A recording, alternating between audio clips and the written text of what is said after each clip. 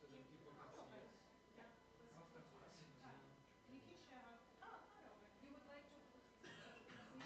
Well, just yeah. So then people can see us a little. I don't know.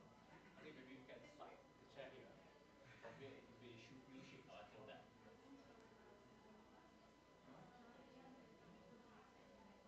So at least we are still facing the audience, right? Should we move it this way? Yeah. Should we use this room? Should. Should we use this room?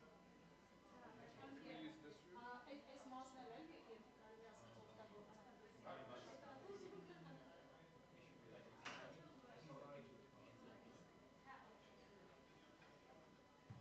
And then microphone like that. Yeah, and then go around. Yes, please. No, it's Mode. He has all the good ideas. He's much more artsy than me, actually. Yeah.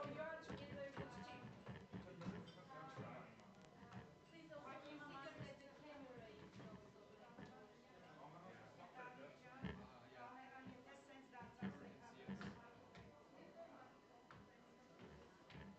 can see us. Is it the camera right there? If you put the camera here, then you can go back. Yeah, that's true.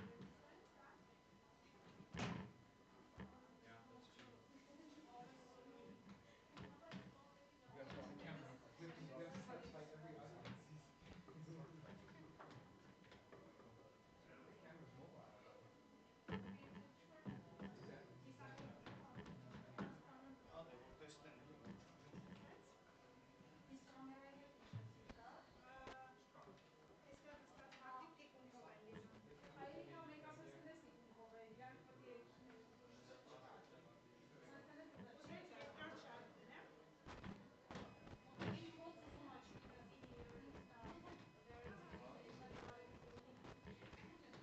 Everyone right now looks like.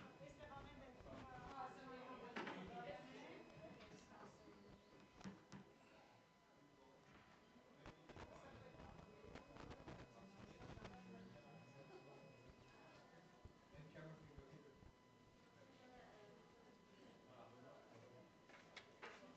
So the camera for the video could go here and it could.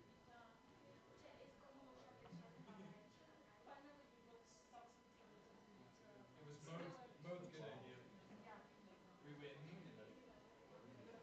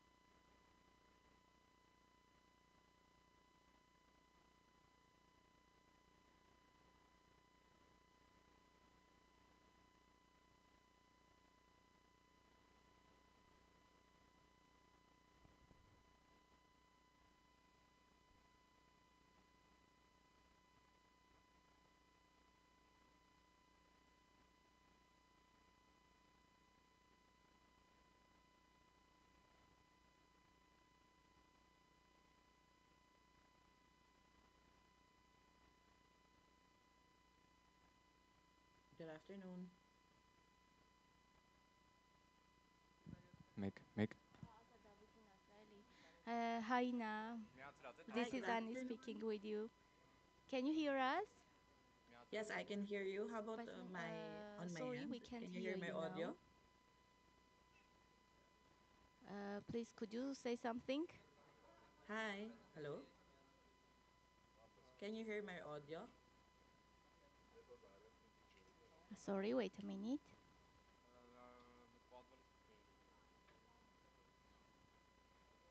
Good afternoon. Good afternoon. We are now listening to you. Happy to see you. Hi. So, Ina, be connected, please. Stay connected, okay? Okay. Thank you.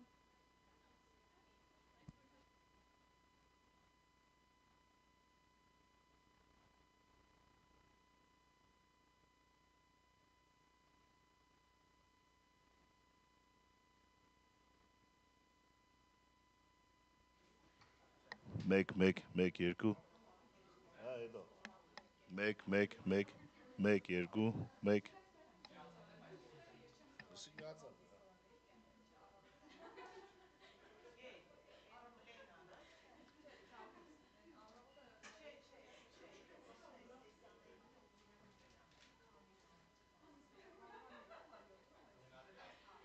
Make.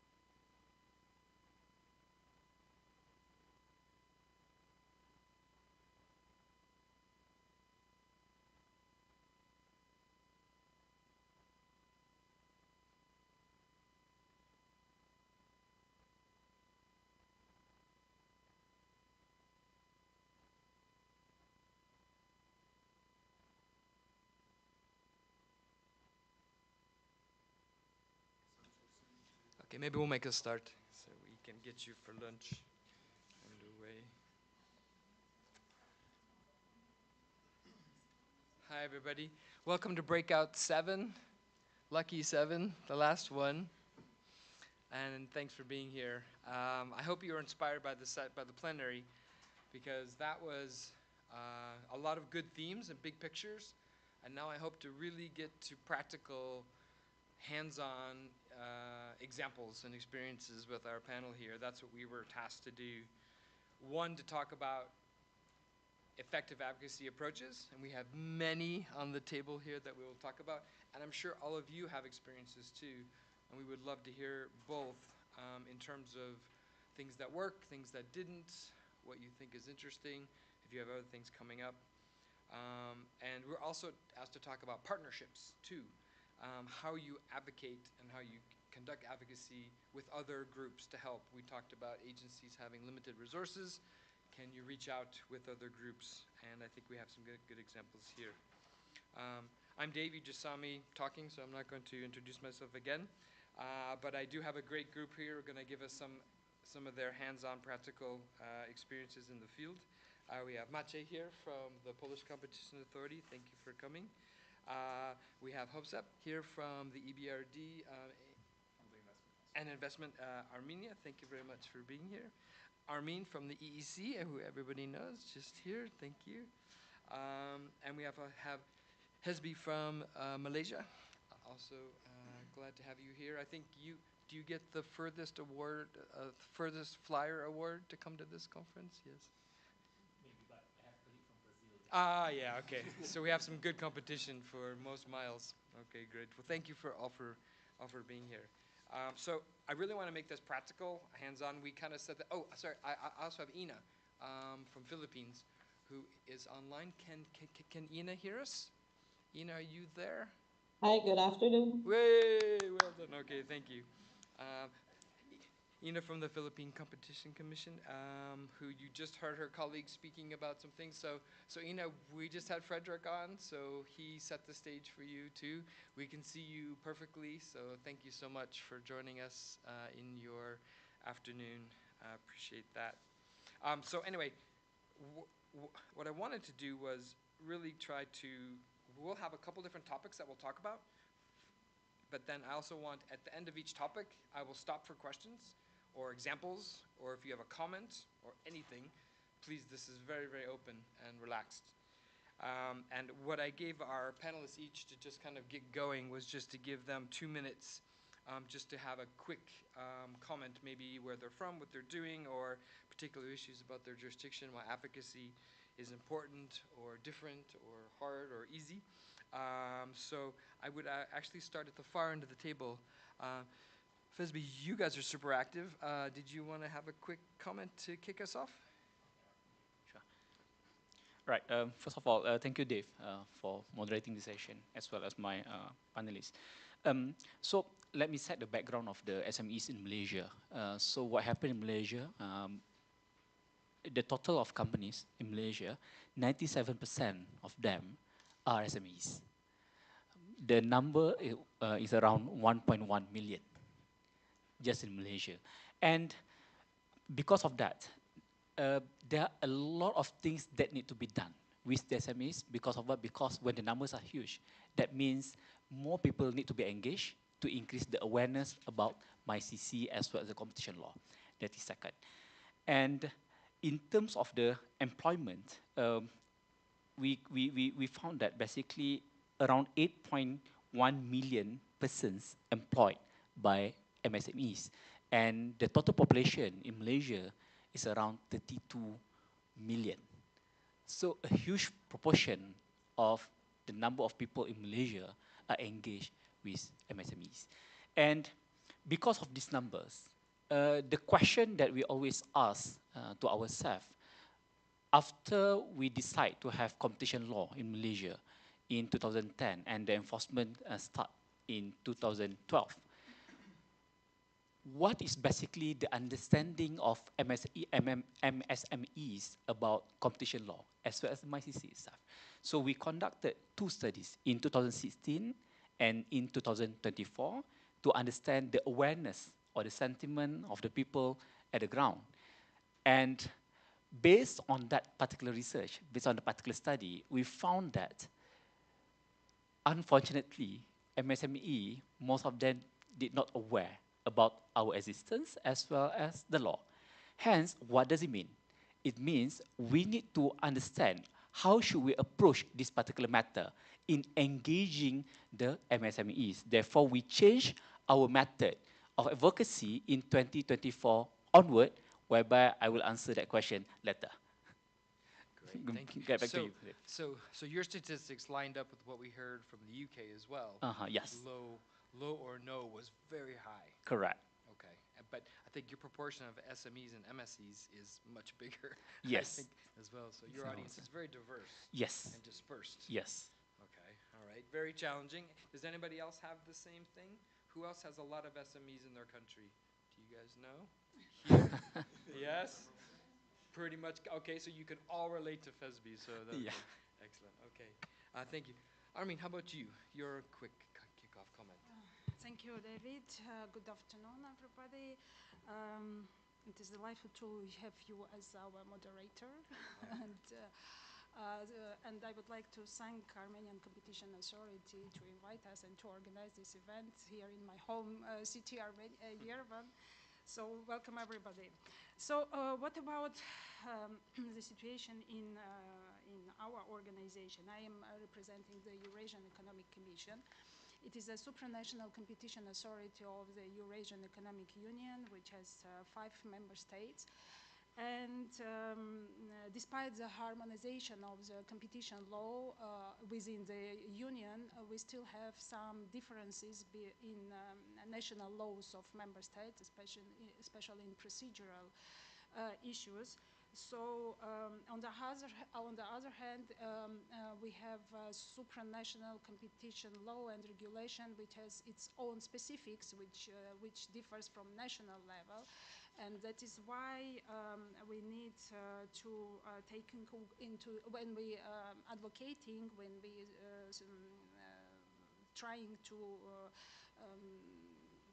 draft our advocacy philosophy, we must take into account the efforts of our member states in this field and jointly to make everything to advocate our stakeholders, especially SMEs. And I would like to say that in this way we actively cooperate with national competition authorities, with national business associations, with Chamber of Commerce, with NGOs also of each member state. So in addition to understanding of the benefits of competition rules, this approach allows businesses, especially small and medium enterprises, because they are very vulnerable in this way, to more clearly navigate and understand what is allowed and what is not allowed, and which competition authority, I mean national or supranational, is responsible in a current case. So this approach helps us to work more effectively, and we see, we can say that we see the results of this approach. So maybe stop Okay. for now. Yeah. So you Thank you have several countries you have to help and work with, along with their populations at the same time, from a regional. You mean perspective. population at all, Yeah, or is yeah. about 200 millions? Okay, 185 millions, to be correctly. pretty big. Okay. Yeah. Excellent. Thank you. Okay, Hafsab, how about you from the Investment Council? Thank you, David. Firstly, thank you for the competition authorities for hosting and organizing this prime event, and everyone who is in Armenia for the first time. We've arranged a bit of sunshine weather today for you to enjoy Ararat views that you probably missed the other 2 days. For the Investment Council, the way we work, and I think this reflects very much to what the topic of the session is. Back in 2011, there was the Prime Minister decree to create the so-called SME Public-Private Dialogue Platform. It's a platform that is led by the Prime Minister's Office and Deputy Prime Minister's Office, where you have the representation of 11 associations. These 11 associations together, they represent the interests of over 40,000 SMEs in Armenia. At the same time, there was a need to have an independent agency, an independent group of experts that will work on one hand with private sector and with this SME Development Council members from the private sector, but on the other hand with the government representatives. Hence, what the Investment Council of Armenia was created and given the mandate to be an independent agency, which is not a governmental entity, but which is not a private as well, to assist in terms of the technical advisory, legislative advisory, economic advisory to the council. So the way it works, every month we have mapping of the issues from the associations of legislative nature, of administrative nature. We have a system where we prioritize which issues we need to address first. We put it on the voting and we have our agenda. When we have our agenda, there is two adjacent working groups to Investment Council. The working group of legal professionals, the working group of tax professionals, and the working group with exporters. Sorry, it's three. And then once we discuss with focus groups, with the legal teams, with the tax teams, we develop the first draft, the legislative package that we are ready to present for these council sessions. At the first outing of the draft is the monthly sub-council meetings, which are led by the Minister of Economy. So at this sub-council meeting, there is basically it's a round table with the associations present, with us, with all the other ministers present, where we discuss the draft to see what other ministers have to say in this particular case. And then if it is approved, if there is a consensus, Ministry of Economy put this draft into the circulation and it goes through all the original processes and it gets adopted as the full-fledged reform in the end. If there is disagreement on this, we have the possibility to have council meetings led by the Deputy Prime Minister, which are held once per 3 months. And if there is a disagreement on that level, we have the opportunity to go to the Prime Minister level. So usually we cover around 28 to 30 sessions per year with the Minister of Economy and Deputy Prime Minister. And we cover around 30 to 35 reforms per year. One of our reforms that we worked very closely with Competition Committee, and this was on their agenda for a while, was the late payments integration into the Armenia's competition law. As you know, one of the biggest issues for the SMEs, we always talk about the pillar is the SME access to finance. But in this particular case, this was access to their own cash flow that they couldn't really get from the bigger retail chains and bigger food processing companies that they were working with. So since I think there will be a separate question on that, yeah, I'll cover this, the whole process, and how exactly we work with the Competition Committee in more details in the further iterations of the questions. Do we have other, does EBRD or do other countries have similar councils like you, or are you unique? Do you know that? I'd like to say we're unique, but no.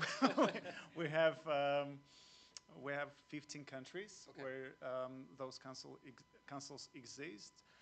In Georgia, in Central Asia, in Balkans, but each council has different type of mandate. Okay. For example, in Armenia, our mandate is mainly focusing on the SMEs, whereas, for example, in Uzbekistan, it's focusing mostly on the foreign investors working in the country. So it very much depends on what the niche is. And what the mandate is, but the similar structures, they exist in different countries as well. Okay, great. All right. Ina, before we get to Maciej, how about you? Could you give us a 2-minute kickoff comment to start your participation? Very similar with Malaysia. The Philippines is composed of too many MSMEs. As of 2024, they represent about 99.6% of all businesses and account for a total of 67% of total employment, supporting 6.3 million jobs. Most of these are actually small family businesses or neighborhood retail shops, which we call as sari-sari stores. So in our context, many of these businesses really face structural challenges, such as limited access to resources, information gaps, and the geographic dispersion because the Philippines is an archipelago. Because of these realities, maintaining a level playing field has become very important. For PCC, competition advocacy for MSMEs is really about connecting competition policy to inclusive growth and ensuring smaller businesses have a fair chance to compete. So our advocacy, in line with that, is guided by three principles. First is the positive messaging. So we frame competition law as something that protects MSMEs, not just something that penalizes firms. Second, a practical approach. We use real business situations because SMEs respond better to examples that they encounter daily. And third, a whole of government approach. Many MSME challenges relate to regulation and market conditions in the Philippines. So partnerships with other government entities and non-government entities are really necessary. Overall, our goal is to make competition policy understandable, practical, and clearly relevant to MSME growth and sustainability. Great, great. Thank you. We will be coming back to you momentarily. Mache, how about you? Thank you, David. Thank you for moderating this panel, and I would also like to thank hosts for this great event. It's really great to be here, and I think I am the only panelist of the whole event who is responsible strictly for the communication. So I would like to talk about our philosophy, our advocacy for SMEs from my perspective, a person who is responsible for cooperation with media, and our philosophy is very much connected with our name, and our structure. Our name reflects that we are responsible both for consumer and competition protection, and this synergy helps us to look on both topics broader. For example, we know that news about consumer protection are the most popular. People find it more connected with their everyday life. For example, shopping complaints seems to be more important for them than cement carters, and our goal in communication is to convince them that both topics are equally important.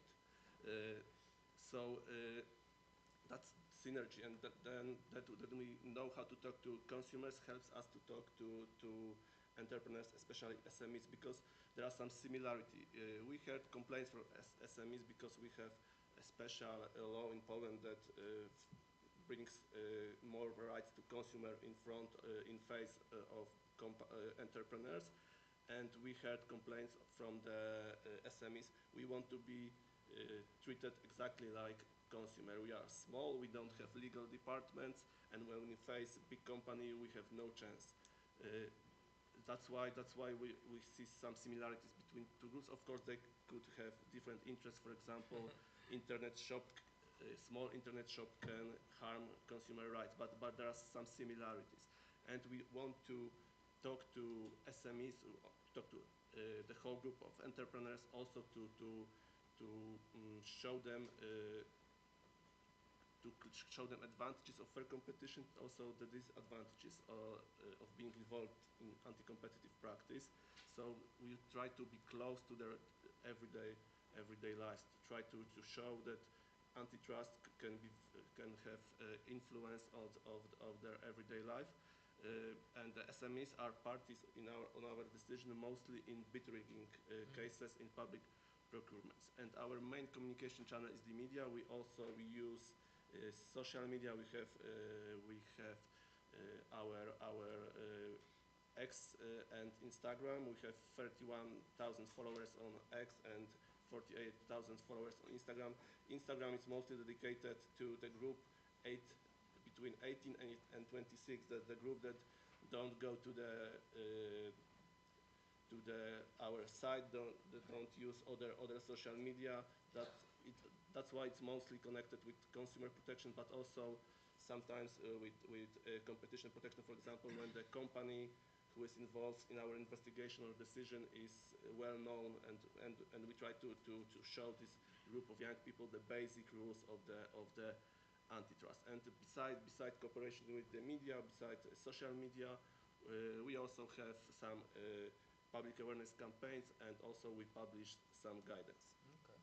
Okay. I look forward to hearing about that. So, guys, you've got one regional competition authority, you've got two national competition authorities, you have an investment council, you have a communication specialist. Do we have anybody else here from an agency who focuses, like Mache, just on communications? Do you have a colleague here? Or it's part of your job? Part of your job, okay, yeah, there, okay, yeah, okay. Well done, Poland, for being able to fund this one exact thing. And just quickly before I go, I just want to check so our panel knows who do we have in the room here from countries. So I see Armenia here, we have Austria here, Germany, Austria, so you're here as well, local. Who else do we have here? Armenia, Poland, way to go. Yeah. Armenia too, Spain, Armenia, how about you guys? Armenia, Paraguay, Armenia too. Okay, so you have some Armenian folks, European folks. I'm from too many weird places, so I won't even go into that. So we have the point of this next part of the panel. The reason why I wanted to know where you're from is to really talk about hands-on tools, things that people are really using, and to see, can you get some ideas from your colleagues here? Do you have ideas that can help these folks too? And even for the advocacy working group itself, what else should we be doing? I have so many more ideas, but my hope is that this is a bit of show and tell. How do you implement what we just talked about in practice? You all have very different perspectives, but also very similar as well, which I find really, really interesting. But I wanted to ask everybody just briefly to talk about some actual tools that they use on the ground, how you implement your strategy. Everybody, I asked the panel beforehand, everyone said they all have website, they all have materials, written materials, in-person outreach, and online training as well. So I thought those probably resonate with most people. Maybe you have other ideas as well, but just to put some flesh on the bones. Fesby and Armin, you guys both talked about that you have website tools and also the in-person outreach as well. And Ina, you also talked about this. Maybe we start with you, Fesby, on how you use your website. That may be a good place to start, because who doesn't have a website, right? Everyone here has a website. Yeah? Okay. Well, why don't we start there? Okay, can you share my slide, please? Just a snapshot, so it's easier for me to. Yeah. Not yet.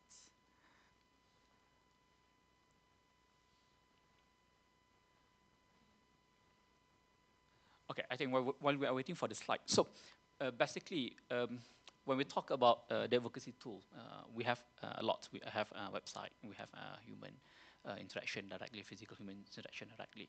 But the key things that we want to emphasize when we are conducting that kind of advocacy work is basically about the human touch.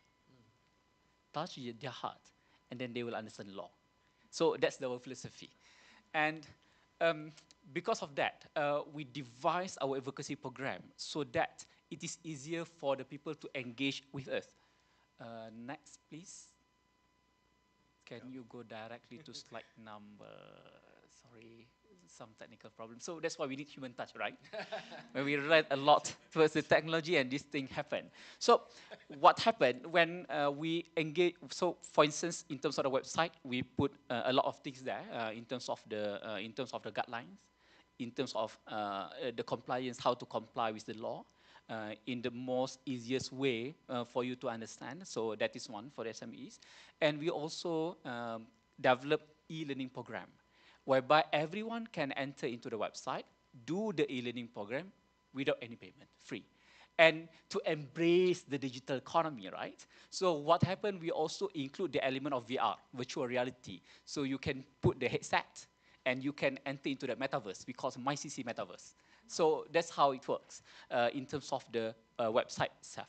And at the same time, we also connect with the SMEs physically, in the sense that we carry out the seminar and so on. And at the same time, we also ask them to come to us, engage with us first before we knock your door. Because if we knock your door, it is no more advocacy. It is basically an enforcement action. So you lost the opportunity. So better for you to mitigate that by coming to us, engage with her. And this is constantly message that we send to them. And because of that, they like to visit our office first, to consult with us first before announcing anything. So that's how it works in Malaysia. So just now, because the technology is back, I just want to show some sort of snapshot of how it works. Can you go direct to slide number 5? Please. Okay. Oh, it's too fast. Okay. Okay. So this is number of engagement that we have. Now we have around 453 until to end of the year 2025. But remember, I said because of the 2024 findings of the survey, right? So we change rather than we do the general advocacy. So what happened? We do the targeted approach in the sense that we connect directly to the enterprises, to the respective companies, either via the association or a group of companies. So that's how we do that. Next. So this is our material. So we also have presence in social media. Like I said, we have metaverse e-learning, and we also have media appearances. Next. So this is a handbook for MSMEs, and we also have advocacy programs. So for me, myself, even though I'm from the investigation enforcement division, right, but I also need to deliver talk to the people. And the reason is very simple. Because I have the experience in dealing with investigation, it is easier for them to ask questions to me. So I can give what to do, what not to do, and these are the questions, and these are the answers that they want to know from that side. I think that's all. Thank you. Great. So, a very good active. I would love to know, what is the your agency Metasphere? What is that? So you're saying that I can put on a headset and enter your world? So what is that? so basically, it's an e-learning program, right? Basically, what you can do is you can enter directly without the VR headset. But if you want to have more interaction with that virtual people there, so you can use the headset and you can connect with the people who also do the e-learning during that time. Gotcha. So that's how it works in Malaysia. Does anybody else have this? Shock. Wow, okay. Very unique example. Excellent. Thank you, Vesby.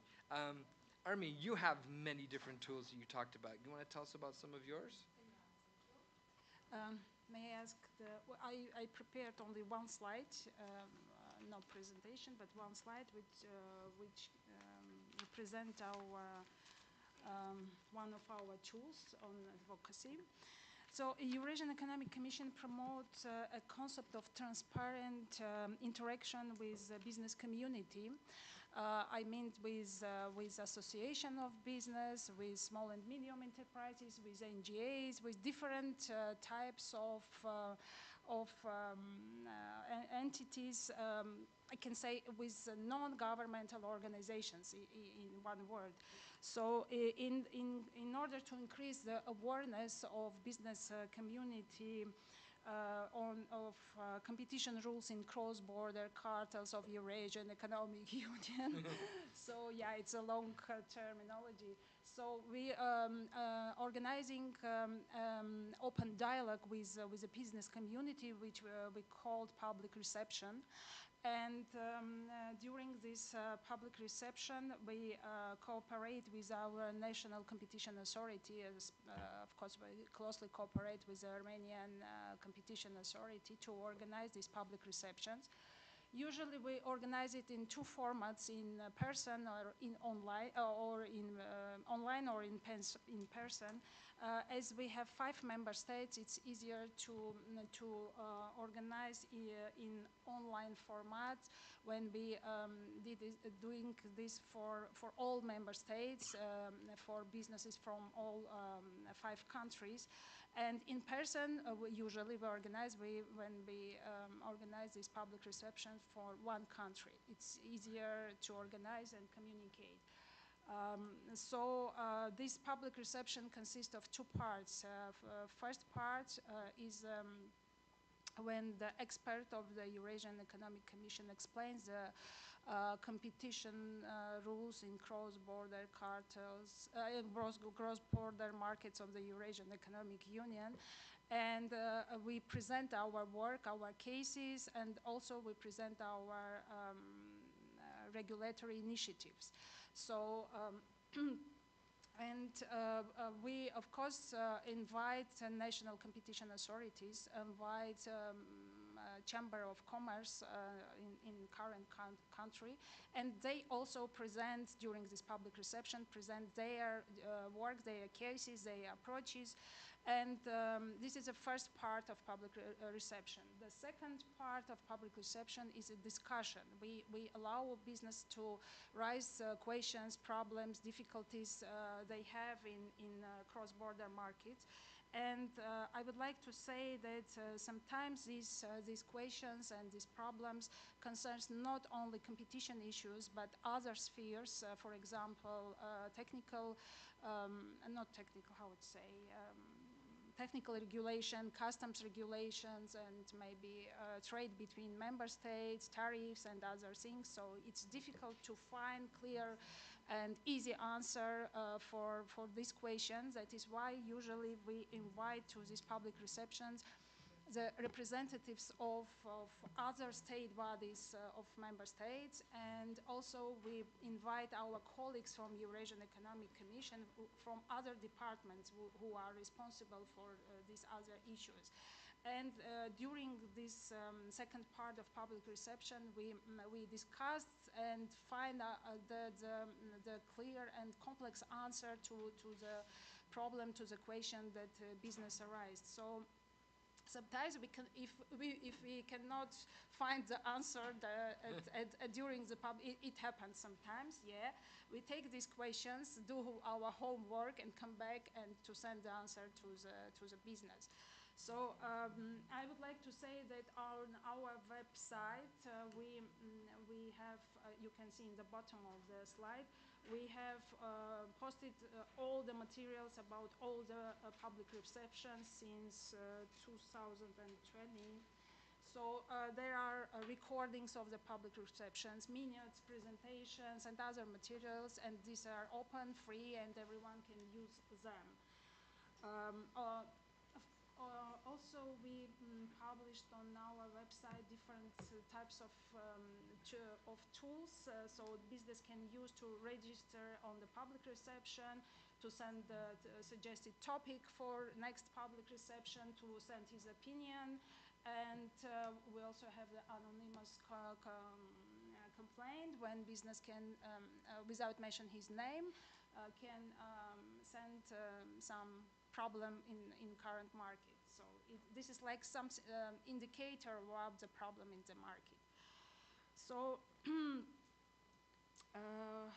what I would like to say else, yeah, this is maybe for now, this is I would like to say about the public reception. But also we developed some tools for self-testing knowledge of the business. You can see it on the right bottom corner of the slide. So we develop tool for testing, self-testing knowledge of the Eurasian Economic Union competition rules. Everyone can assess his knowledge. We also have a tool for calculating the fine for infringement depending on the current circumstances.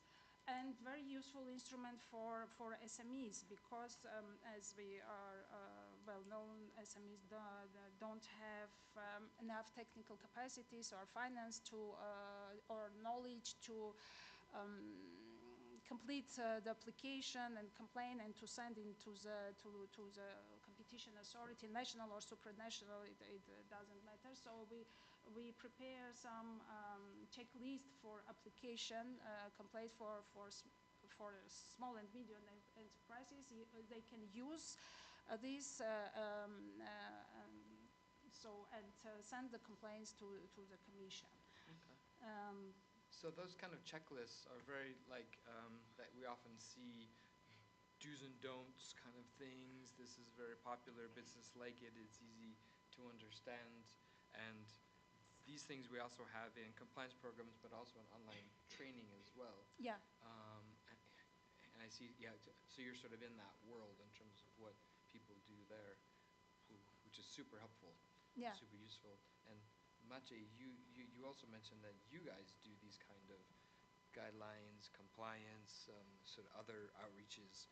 Do you want to tell us a bit about some of your examples? Yes, not only tell, but I can also show. Show, excellent. Show. This is the show. This is the tell part. Yeah, Yeah. the show part of show and tell. Yeah.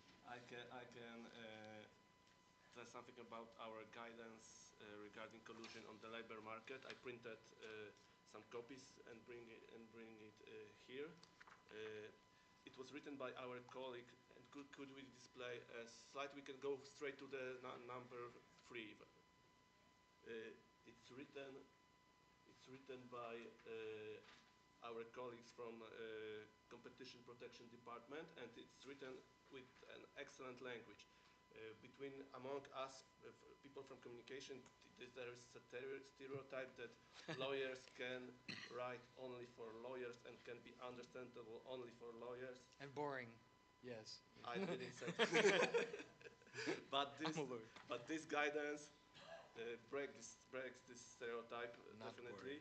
We have human stories. We have practical advices. We have connection. It's linked with popular culture. We can see headlines. It is names of the chapters. And for example, this chapter number 5, we see Archie. Why it's Archie? It's connected with very popular group of meme in Poland about ex-aggregated bad boss and his employee Archie. And could we go to another slide? This is that meme. This is this ex-aggregated bad boss. It's very it's viral in Poland with memes with this guy. It's not a part of our guidance, but it's I wanted to show why the Archie is our guidance.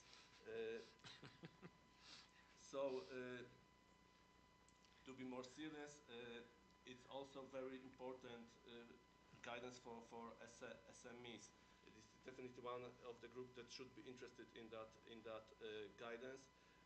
And the good example is our investigation. We started together with promotion of our guidance. It was regarding Biedronka, biggest grocery chain in Poland, and 32 transport companies, and they could have agreed that they blocked drivers from working for another company serving the same Biedronka distribution center, and this agreement could have been coordinated by Biedronka. And SMEs were on both sides. On one hand, some of these 32 companies were medium-sized enterprises, and some of the drivers were on the other hand, some of the drivers were self-employed entrepreneurs. And we got interest of media, public opinion of this guidance of this topic, the new topic in antitrust world. Yes. And we had also feedback from businesses, for example, question or complaints also from SMEs. And another practical example, a little bit older, is our leniency campaign. It was launched in 2009 and repeated in 2011. The next slide is with the short video, which was very important part of this campaign. Maybe is it possible to play this video? Stasiek, no weź powiedz chłopakom ten wczorajszy śmieszny dowcip. Pewna grupa ludzi sama dobrowolnie przyznaje się do zmowy cenowej i...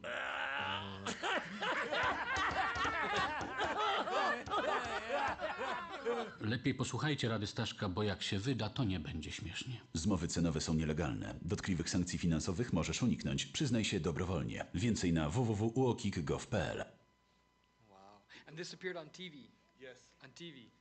Okay. Does someone else have this? Okay, so we have another unique thing. Okay. You have it. Yeah. Okay. I'll come back to you. So it was very popular. It was those days. This was one of the first public awareness campaign in Poland launched by public administration. It also were drawn by very famous Polish cartoonist. And if you could see another slide, it's a proof. I was looking for this video on YouTube, and I found this comment that someone even named his cat after Staszek. So it proves that the campaign was very popular. It's quite unusual to measure the success of campaign, but definitely we can see that. How it's connected with SMEs. SMEs, to be honest, wasn't the most most recommended target. That was our main target groups, but we also launched a hotline which exists until now. And after the campaign, we had also questions from the SMEs.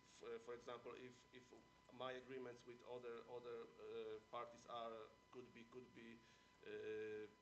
considered as a anti-competitive agreement. So it shows that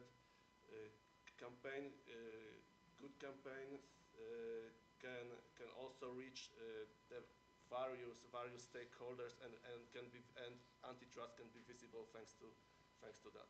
Excellent. Thanks. So, one thing that we also talked about. So that those are some usual and also unusual ways to approach.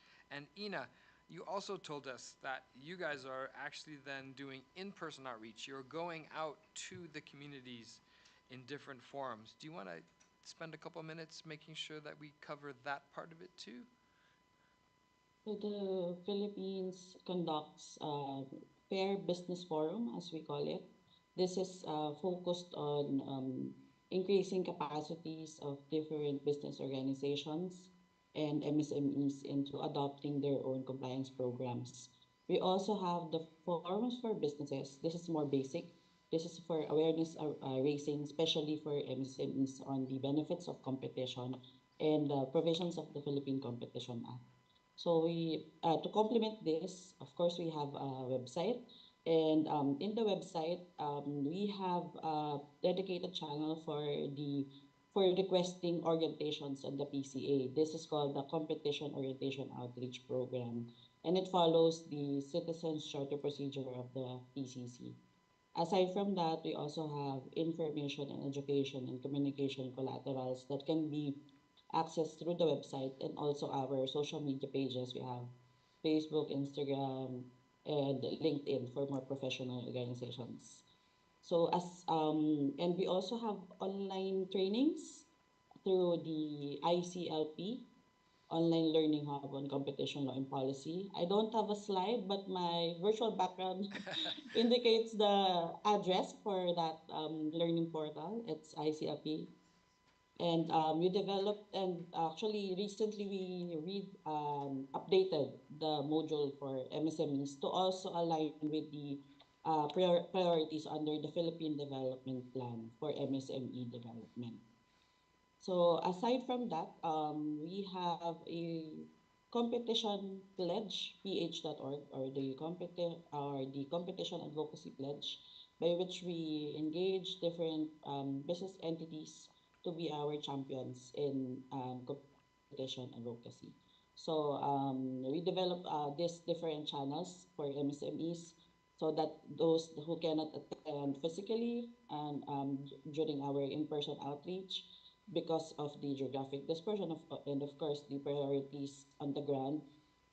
This training online and other resources that they can access on their own convenient time. This will enable them to still be knowledgeable on competition. And these tools are hopefully becoming more accessible and scalable for the MSME. Excellent, thank you. Okay, I wanted to stop here briefly to make sure that on this part, the show and tell, the kind of these website, compliance programs, in-person outreach, online training that everybody talked about. Does anybody from the audience have a question or a comment or a reaction? Yes, and therefore you get a Belgian chocolate. Coming from SoCal.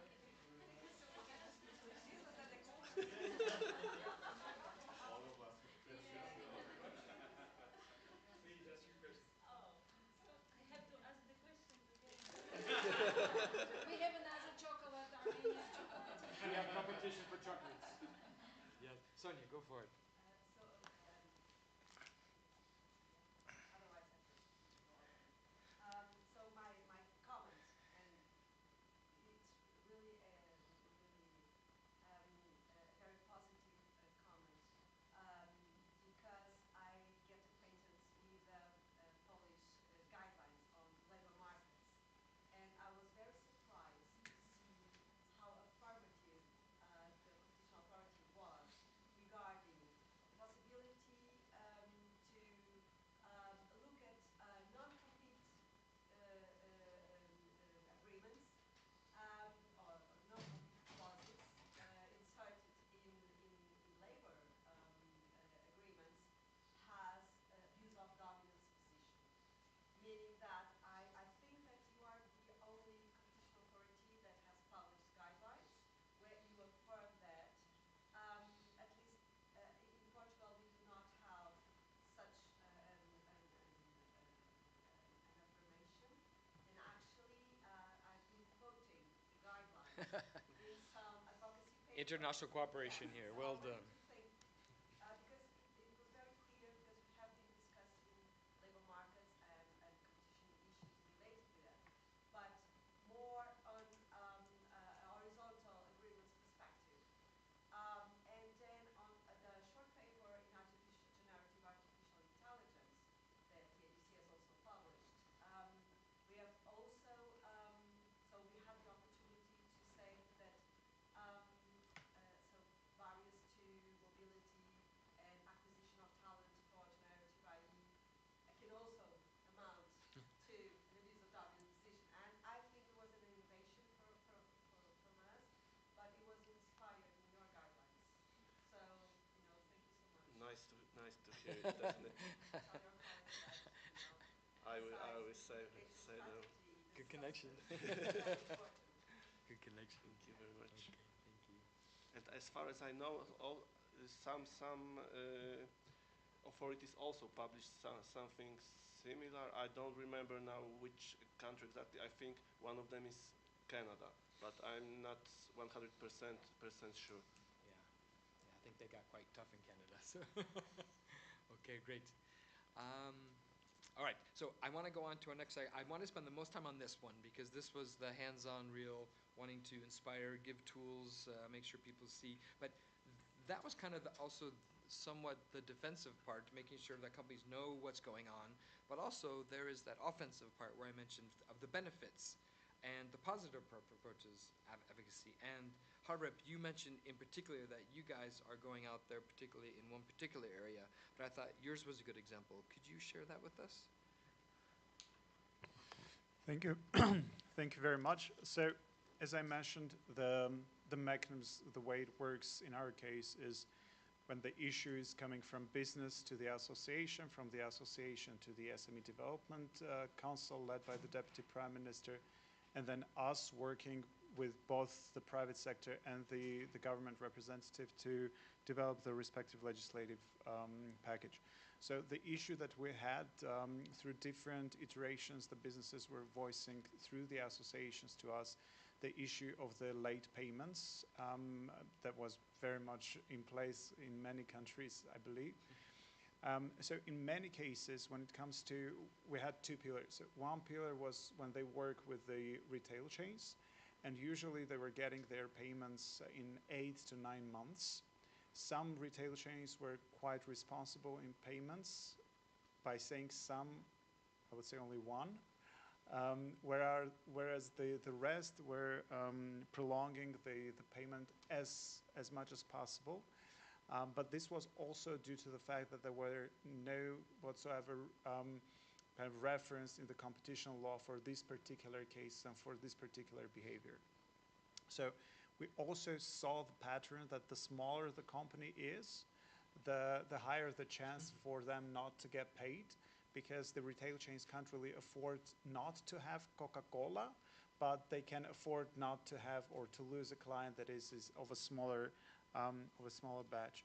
So the way it worked, we had our council meeting with the Deputy Prime Minister. This issue was raised, the international experience was shared, and the Competition Committee of Armenia was very much cooperative in this regard. So we started to work together to develop the respective package. And the following changes were made. First, the deadlines were set for the businesses to pay, for the retail chains to pay for the products. 30 days for foodstuff, 60 days for non-foodstuff. Also, the framework was designed to consider retail chain behavior to be kind of abuse of the dominant position. If they are going above 90 days and have an accumulated debt to a certain SME, this can be considered to be abuse of the dominant position, and they can be fined with up to 10% of their annual turnover. The second pillar refers to the entrance requirements for the web page, for the retail chains.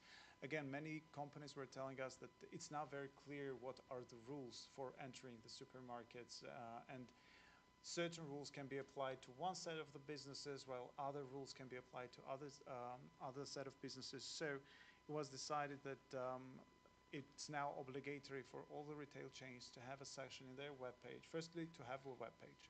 Secondly, to have a section in their webpage where they stipulate all the rules of entrance to the retail chains. And if it is found out that these rules were not applicable, were applicable to certain businesses while others enjoyed different type of privileges, then this also can be considered to be a violation of the law. And the third pillar was, again, when the small farmers working with the big food processing companies. In those cases, the situation was even worse. In many cases, there was the payments were late for more than a year, especially when it comes to the collection of grapes by the cognac and wine producing big companies. And I remember precisely when we had this meeting with the competition head, myself, were at the parliament discussing it with the other side of the business, with cognac and wine producers. And we voiced this importance for having this in the regulation for 30 days, that within 30 days of the invoice issuance, they need to be paid. Obviously, there was very much pushback from the bigger companies. And then we posed a simple question, and the question was, do you pay in time for the import of your bottles or for the crocs that they're saying, yes, of course we do, but those are big companies and we're importing it, and these are only small farmers. And exactly, that was the attitude for a long time. And hopefully, and we see this through also talks with the businesses, the situation has shifted quite in a good direction once these regulations are in place. What we do once the regulations are in place, we don't stop there. We do the monitoring. Right now, in this exact moment, we are doing the monitoring with different businesses to understand to what extent those regulations work. Because you can't really write a regulation and wait for them to work by themselves. You need to do, as it was mentioned in the panel, to do raising awareness, but not through the flyers, through the printed documents, or through the interviews. What we try to do is to do a format of the simulation games, a format of the application where they can, in the format of the game, understand how these things work, where they need to apply, whether if there is an abuse of the dominant position by a retail chain, and if they apply to the competition committee, whether they can do it anonymously, whether they can be targeted afterwards by the retail chains and be forced to move out in case the retail chain knows that they complain for this particular case. So all this work led to the situation when we see that a lot more complaints are generated, based on which the competition committee is able to find many more retail chains, and through this mechanism lead to the situation when they adjust their behavior to the regulation written. Because it's one thing to have it on the paper, in the law, it's the other thing for it to be implemented and for the businesses to click with the regulation. So it sounds like your simulation is almost like an online training to some extent. You actually walk them through a simulated negotiation. So what we did, for example, with the region, we like to work in the regions because that's where the gap in their awareness is mostly is. So they're sitting across one table, and we distribute the roles. So one is the retail chain representative, the other one is manager of the retail chain, the other one is the producer, the other one is the role of the competition committee, and we recreate the situation. We provide them the scenario in which they find themselves into, and we see how they behave, what they need to do. And each of them, they have their kind of steps of things they need to do, action based on the question or based on the point brought with another member of the round table. And eventually they leave this round table with very much understanding how these things should work in practice. Okay. Another thing that we tried to embed the certain AI tools in our Klaviyo. Klaviyo is the tool through which you do the email marketing, but with this AI embedded system that we've done, it's very much visible now which businesses click on certain links, how they reacted, how long they spend time on this, and where the most important thing, when we lose the businesses. So once they go through this chain of communication, of understanding how this regulation works, at which point they switch off from the system. Okay. And this way we're able to adjust the communication in a way to make it more comprehensible, not to lose the businesses on the way of their knowledge sharing process. Okay, great. So some other positive ones that I was told about, we definitely had, Armin, you talked about when, after you have your public receptions, you then have a second layer, which I found very interesting, where you said you also could then do some things to help the businesses that talk to you. Could you, we're short on time, but if you could just give me a couple minutes on that. Thank you. This is a very useful and interesting part of our public receptions. Again, about public receptions. Yeah. After this main part, we have another part which we called tête-à-tête, private or individual consultations. When we organized public receptions in member states, we ask organizers to prepare a small room without camera, recordings, and other things, and for individual consultations. And in this room, there are only experts from Eurasian Economic Commission and a representative of one business, especially we organize it especially for SMEs. And who has a question or problem and want to discuss this with us in a soft and comfortable, safe and comfortable manner. And so we organize the atmosphere so he can trust us and to explain in details his problem. So. Because as I said, the SMEs don't have capacities, finance and other, and sometimes they don't want to arise their problems publicly, and they, of course, sometimes they are afraid of big players of the market, and this instrument helps them very, very much to be in comfortable conditions, and we discussed many issues. We discussed as much as they want. Sometimes we consultate, sometimes we explain something very simple, sometimes difficult issues. And I would like to say that after these private individual tête-à-tête consultations, we had some cases. Okay. Yeah, we had some cases.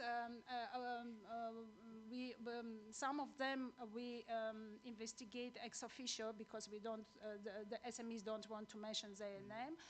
But once we have application after this consultation, after these discussions, and business send complaint to the commission. So I think it's very useful and helpful instrument for SMEs especially.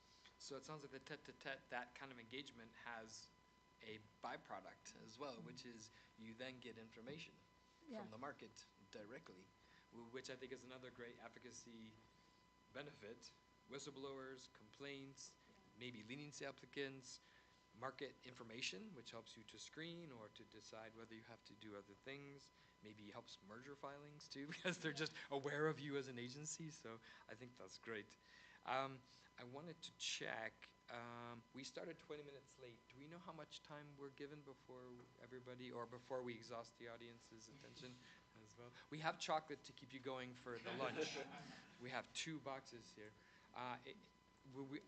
If you could indulge us just a few minutes, because I think we had a couple of the good examples that I did want to mention here in particular. Maciej, you guys, if you could just give me just 2 minutes on, you have both whistleblower and private enforcement guidance. I know when the commission does a cartel and they announce at the end, they say press release, don't forget you have rights to bring private enforcement, but it's stuck way at the bottom of a press release, which is fine, but it sounds like you do something else? Yes, we not only threat businesses, but we try to help them. We hear very often, maybe not very often, but sometimes, what we actually get from your decision. The fine is paid to the state budget, and what about us? And that's why we try to promote private enforcement as often as it's possible. We have several decisions. We talk about MSCs, SMEs, sorry. SMEs, and we have several decisions that SMEs were parties that were harmed by collusion. We have, for example, Allegro marketplace and the it's the biggest marketplace in Poland, let's say Polish Amazon, and there are some small online shops that could be harmed. We have a decision regarding wooden-based panels, and that entrepreneurs involved in house renovation could be harmed. We had several decisions regarding automotive sector. We have decision regarding cartels in passengers cars, trucks, agriculture machinery. So there is a room for private enforcement. And in December we informed about the decision regarding agriculture sector. Of course we also wrote about, we also remind people about private enforcement. We explain step by step what businesses can do, who can seek compensation, in what situation, how the damage can be estimated, and it was highlighted what we wrote in 2024 in our other guidance. It's only in Polish, unfortunately, but it's what I just said, that we explain what to do, who can claim their right, and how it could be estimated, the damage. Okay. So that's specifically about private damages following a competition infringement? Yes. Okay. Yes, it's exactly great. Competition infringement. Hold on, Sonia, quick. She's doing a good job. Yeah, I'm just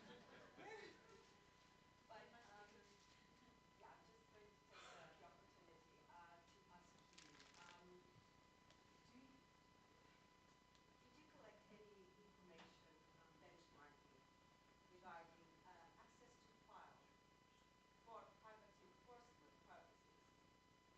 What I mean is that public enforcement, I mean, as competition authorities, we all do. We say that on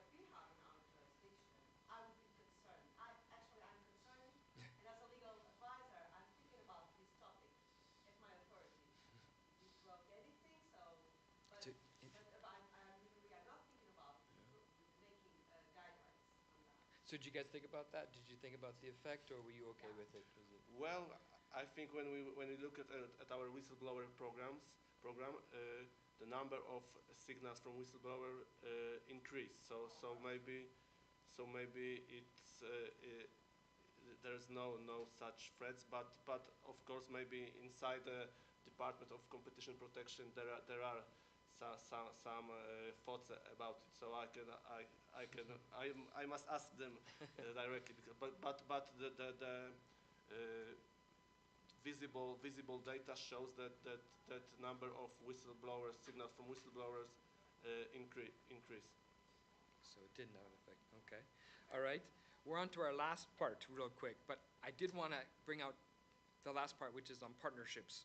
Harab, your organization is the definition of public-private partnership, as you mentioned, but I wanted to ask our friends from Malaysia and from Philippines if they could just do it literally in 2 minutes, mention your examples. Ferbi, you have a very interesting group called SME Corp in Malaysia. I'm not sure if anybody else has this, but maybe it's an idea for other jurisdictions. Could you give us 2 minutes on that? So SME Corps, its function is basically to conduct implementation of development program for SMEs. So that means all the government grant will be channeled via SME Corp. And for the SMEs, if they want to get some sort of grant for their business, and then they can apply from the SMEs. So these are the things. People will go to a channel that give them money. And that's a moment whereby we need to tap that channel so that we can reach to the wider audience. In this context, the SMEs, who will be the targeted group that will apply for that particular grant. So what we do pertaining to this matter, we we create a partnership with SME Corp via MOU, Memorandum of Understanding, whereby we put a commitment to train the SMEs. Whenever they have a program with SMEs, they can bring us together so that we can send a message about the competition law enforcement to the SMEs. So we will tell them about do's and don'ts, and maybe today you are the infringing party, but tomorrow you might be the victim. So that's the message that we will give. And is SME Corp like a trade association for SMEs, or is it different? No, so basically it's a government agency created by the government, So it's government. channel a grant to the SMEs, and everything pertaining to the development of the SMEs program will be conducted via them. Got it. Yeah, that's it. Interesting advocacy to your governments for doing an SME Corp. And Ina, you can have our last word. I know in Philippines you guys have been doing a lot with your advocacy network. Could you give us 2 minutes on that, and then we'll have to finish, I think. Okay. So in the Philippines, under the Champions of Competition program, we formed the teams called Competition Local Advocacy Network, because Philippines is also composed of many local government units, being a archipelago. These clan teams are composed of state university faculty who are trained as competition champions. Through Clan, we were able to force multiply our advocacy reach uh, to bring competition discussions closer to local stakeholders. In the activities that were held in partnership with Clan teams, we engaged the regional development councils. This is an agency bodies in the different regions of the Philippines, where government agencies, local governments, and private sector coordinate for different development priorities. So this allows PCC to introduce competition perspectives into MSME and competitiveness discussions. Part of the topics that are being introduced during the clan orientations, or the orientations through clan network, are to contribute discussions where a competition lens can inform the regulatory impact assessments of different LGUs, since the MSMEs in the Philippines commonly face regulatory barriers that disproportionately affect them in competing in the market. So there's our cooperation with the public sector, and we also have an existing memorandum of understanding with the Philippine Chamber of Commerce and Industry, which is one of the largest business organizations in the Philippines for competition awareness and compliance programs. Okay, great. So in competition law, we talk a lot about innovation. I think you heard a lot of innovative ideas for advocacy here. I wanted to give our panelists 30 seconds for our last, what I said, can you give a tip to all of your friends here in the audience with regard to what we're talking about today? I would like to make sure we benefit from that wisdom. Mache, your quick tip? Well, it won't be surprised if I tell you that very important is a language. Still, we are in the 21st century, the times, in modern times, but language is still very, very important to reach your different group of stakeholders and reach also as a group of SMEs. We need to talk the language that they understand. Excellent. Harap, how about you? Don't lose the touch with the businesses. Find the relevant institutions and relevant frameworks through which the communication can work both ways, and avoid technical paper format tools when you try to develop this type of communication. Face to face. Thank you. Armin, how about you? I would like to quote a phrase of one of former competition leaders. You might know about whom I'm talking. The best competition advocacy is when business and consumers can see the results and benefits of enforcement of competition law. So we need to do our job very well to gain the trust of the business, I think. And sometimes we need to put ourselves on the shoes of the business and look from their side what is working, what not, and is everything okay or not? Or if not, we need to change something. Great. Maybe. Thank you. Lesbi, how about you? Please don't lose the human touch. That is one. And we need to adopt the carrot and stick approach, in the sense that, yes, we are giving the advocacy today, but it is a reminder for you not to do it in the future. And of course, you will be the victim later and come to us. We always be here for you. So that's a message that needs to be sent to SMEs. Thank you. Excellent.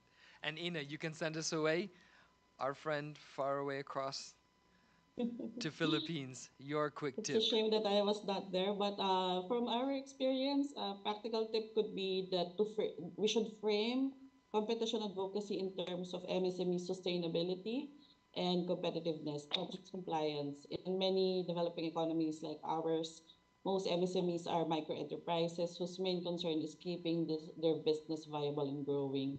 So advocacy really becomes more effective when we explain how competition policy helps protect their opportunities to survive, grow, and compete fairly, starting from their business realities, makes advocacy more relatable and more effective. Thank you very much. And thank you to the audience. Almost everything you heard here is in that document that I mentioned during the plenary. I took everything that our panelists gave me and I dumped it into there. There are links to everything there, so please use that as a tool. Would like to thank you all, but mostly would like to thank my colleagues here. Thank you very much. Thank you, everyone. And the chocolates are here, by the way.